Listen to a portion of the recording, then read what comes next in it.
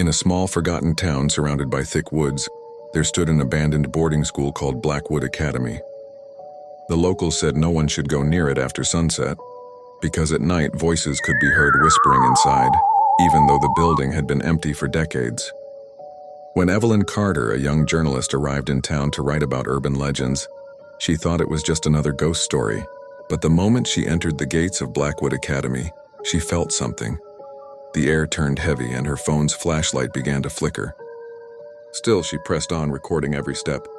The classrooms were covered in dust, old furniture broken, walls marked with strange symbols.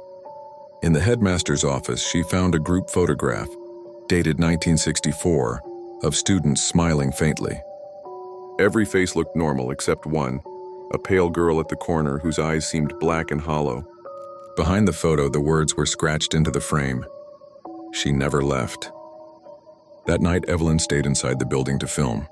Around midnight, she began to hear faint whispers and a child's voice repeating her name. "Evelyn, come play with us." At first, she thought it was the wind through the cracked windows, but the voices grew clearer, closer. Her recording equipment picked up words she couldn't hear herself, distorted sounds, giggles, and a woman's cry. When she followed the whispers down the old hallway, she found a door that wasn't there before. It led to a narrow staircase descending underground. The deeper she went, the colder it became. The whispers turned into screams.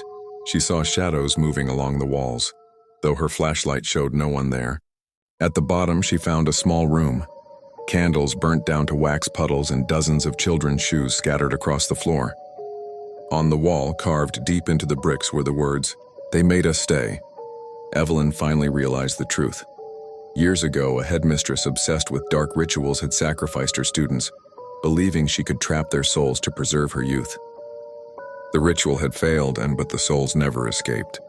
They whispered forever in the dark, waiting for someone to listen. Suddenly, the whispers stopped. Silence.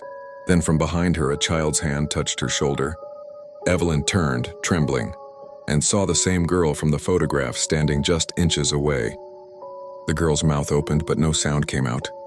Her eyes were pure black. The camera fell, hitting the ground. The screen showed Evelyn's terrified face as the whispers returned, louder than ever. Then turned static. Weeks later, police found her car near the forest, empty. Her camera was discovered inside the school, still recording, filled with faint voices whispering her name. They say if you play the tape after midnight, you can still hear Evelyn whispering back.